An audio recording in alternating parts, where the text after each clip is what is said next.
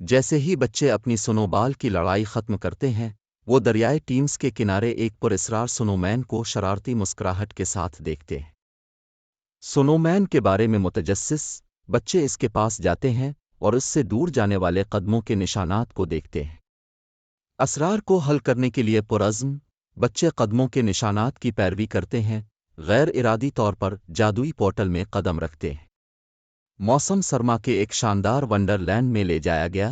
بچوں کا سامنا جنگل کی ایسی مخلوق سے ہوتا ہے جو انہیں واپسی کا راستہ تلاش کرنے میں مدد فراہم کرتے ہیں۔ جنگل کی مخلوق کی مدد سے بچوں نے دریافت کیا کہ شرارتی سنومین دراصل ایک دوستانہ برفانی جادوگر تھا جس نے اپنی جادوئی دنیا کو شیئر کرنے کے لیے پورٹل بنایا تھا۔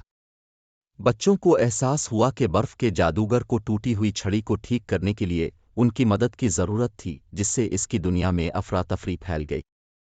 مل کر کام کرتے ہوئے بچے اور برفانی جادوگر چھڑی کو ٹھیک کرتے ہیں، موسم سرما کے عجوبے میں ہم آہنگی بحال کرتے ہیں۔ جیسے ہی بچے حقیقی دنیا میں واپس آتے ہیں، وہ برف کے جادوگر کو الوداع کہتے ہیں۔ اس جادوئی مہم جوئی کی تعریف کرتے ہوئے وہ ٹیمز کے ذریعہ کیا گیا تھا۔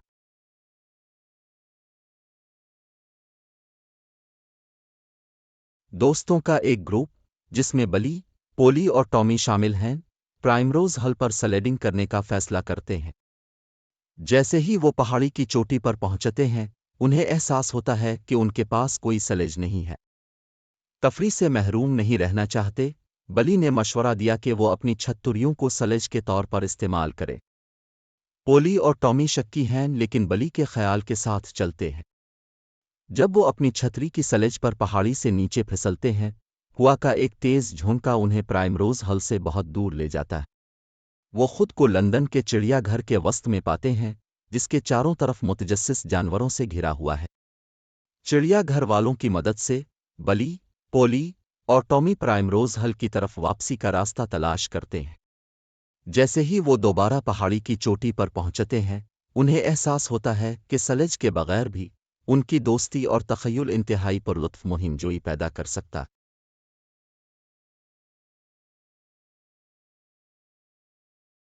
جیسے جیسے دن آگے بڑھتا ہے، برف باری میں شدت آتی جاتی ہے، جس سے کوونٹ گارڈن میں ایک جادوئی ماحول پیدا ہوتا ہے۔ بچے اس علاقے کو تلاش کرتے ہیں، سڑک کے فنکاروں کو دیکھ کر حیران ہوتے ہیں۔ بچوں میں سے ایک حادثاتی طور پر ایک اسٹریٹ پرفارمر سے ٹکرا جاتا ہے جس کی وجہ سے وہ اپنے پرپس گر جاتے ہیں۔ دوسرے بچے گرے ہوئے سامان کو اٹھانے میں مدد کے لیے دوڑتے ہیں لیکن وہ غلطی سے انہیں ملا دیتے ہیں۔ اسٹریٹ پرفارمر مایوس ہو جاتا ہے اور بچوں کا پیچھا کرنا شروع کر دیتا ہے تاکہ وہ اپنے سامان واپس لے سکے۔ بچوں میں سے ایک بے ترتیب پروت پکڑتا ہے اور اسے جادوئی چال کو انجام دینے کے لیے استعمال کرتا ہے جس سے پیچھا کو سنسنی خیز کارکردگی میں بدل دیتا ہے۔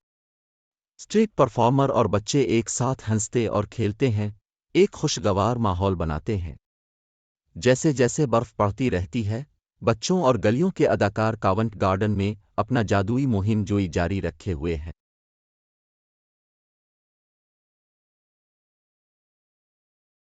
بس جب وہ سوچتے ہیں کہ دن ختم ہونے والا ہے، ہلکی ہلکی بارش شروع ہو جاتی ہے۔ ان کے حوصلے پست کرنے کے بجائے بارش ان کی مہم جوئی میں ایک خوشگوار موڑ کا اضافہ کرتی ہے۔ لندن کے موسم کی انفرادیت کا جشن مناتے ہوئے بچے بارش میں رقص اور گھوم رہے ہیں۔ بچے کھڈوں میں چھڑکتے ہوئے ہنستے اور قہقہے لگاتے ہیں، ان کے اوپر ان کی رنگ برنگی چھتریاں گھوم رہی ہیں۔ جیسے جیسے بارش تیز ہوتی جاتی ہے، بچوں کا رقص زیادہ پرجوش اور تخیلاتی ہو جاتا ہے، خیالی مخلوق ان کی خوشی کے جشن میں شامل ہوتی ہے۔ اچانک بارش قوس قزح کے رنگ کے کنفیٹی کے شاور میں بدل جاتی ہے، ہوا کو جادوئی رنگوں سے بھر دیتی ہے۔ بچے کنفیٹی سے بھری بارش میں ناچتے رہتے ہیں، ان کی ہنسی لندن کی گلیوں میں گونج رہی ہے۔ دن ختم ہو سکتا ہے لیکن بچوں کی خوشی اور ان کے منفرد برساتی رقص کی یادیں ہمیشہ رہیں گی۔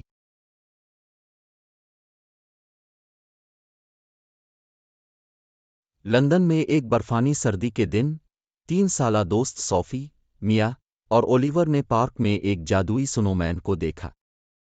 سنومین بچوں سے اپنی کھوئی ہوئی جادوئی ٹوپی تلاش کرنے کے لیے ان کی مدد مانگتا ہے جو اسے موسم پر قابو پانے کی طاقت دیتی ہے۔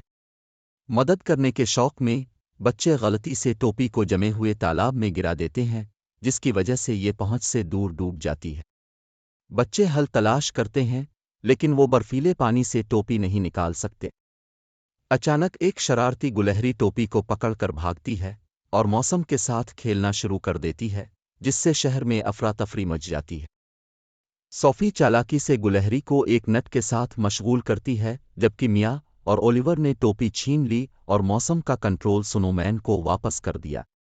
بچوں کی مدد کے لیے شکر گزار، سنو مین انہیں لندن کے ایک آرام دہ کیفے میں مدعو کرتا ہے، جہاں وہ گرم کوکو سے لطف اندوز ہوتے ہیں اور موسم سرما میں اپنے جادوئی مہم جوئی کی کہانیاں شیئر کرتے ہیں۔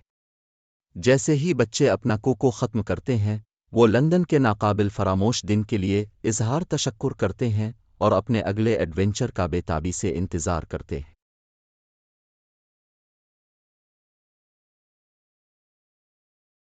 ہائیڈ پارک میں بچوں کا ایک گروپ سنوبال کی شاندار لڑائی کی تیاری کر رہا ہے، ان کی ہنسی ہوا بھر رہی ہے۔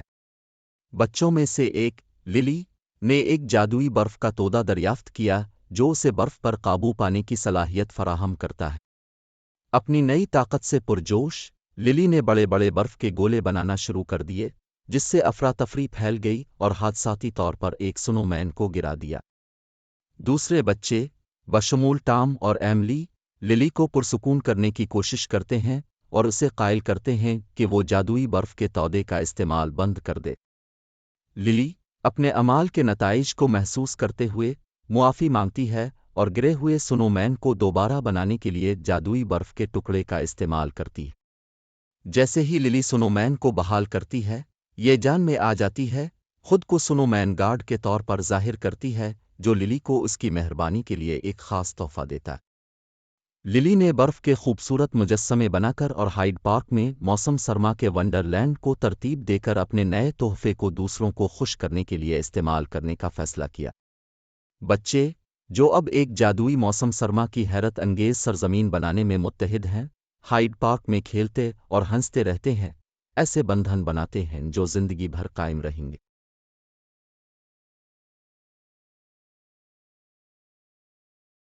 لندن میں برف باری والے دن، متنوع اور توانا بچوں کا ایک گروپ اپنے پڑوس میں جمع ہو کر دن کے لیے منصوبہ بندی کرتا ہے۔ بچوں میں سے ایک نے ایک پراسرار قدم دیکھا جو ایک گلی کی طرف جاتا ہے۔ بچوں میں تجسس بہتر ہو جاتا ہے اور وہ گلی کے نقشے پر چلنے کا فیصلہ کرتے ہیں۔ جیسے ہی وہ گلی میں آگے بڑھتے ہیں، انہیں برف کے نیچے ایک چھپی ہوئی سرنگ نظر آتی ہے۔ سرنگ انہیں ایک جادوئی زیر زمین دنیا کی طرف لے جاتی ہے جو بات کرنے والے جانوروں اور رنگین مناظر سے بھری ہوئی ہے۔ بچوں کو احساس ہوتا ہے کہ ان میں یہ طاقت ہے کہ وہ زیر زمین دنیا میں مہربانی اور خوشی پھیلا کر اپنی دنیا میں رنگ اور گرمجوشی کو واپس لا سکتے ہیں۔ بچے پوری زیر زمین دنیا میں مہربانی اور خوشی پھیلانے کے لیے سفر پر نکلتے ہیں، اور جیسے ہی وہ ایسا کرتے ہیں، برف پگھلنا شروع ہو جاتی ہے اور اوپر کی دنیا دوبارہ روشن اور رنگین ہو جاتی ہے۔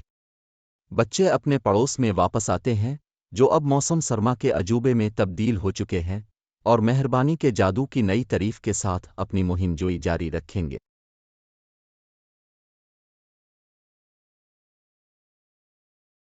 لندن کے جادوئی قصبے میں، جہاں شاذ و نادر ہی برف پڑتی ہے، زندہ دل بچوں کا ایک گروپ اپنی کھڑکیوں کے باہر سردیوں کے عجوبے میں جاگ رہا ہے۔ برف سے پرجوش، بچے جلدی سے گرم کپڑے پہنتے ہیں اور سنو مین بنانے کے لیے باہر بھاگتے ہیں اور سنو بال کی لڑائیاں کرتے ہیں۔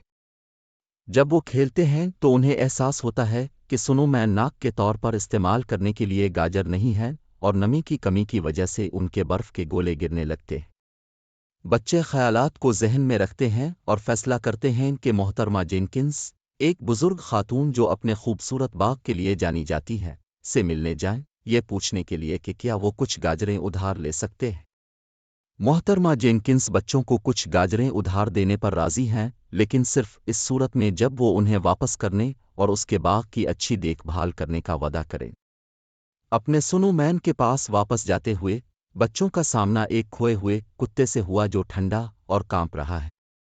یہ سمجھتے ہوئے کہ کتے کو مدد کی ضرورت ہے، بچے اسے محترمہ جینکنس کے پاس لے آتے ہیں جو خوشی سے اس کی دیکھ بھال کرنے پر رضامند ہوتی ہیں جب تک کہ اس کا مالک نہیں مل جاتا۔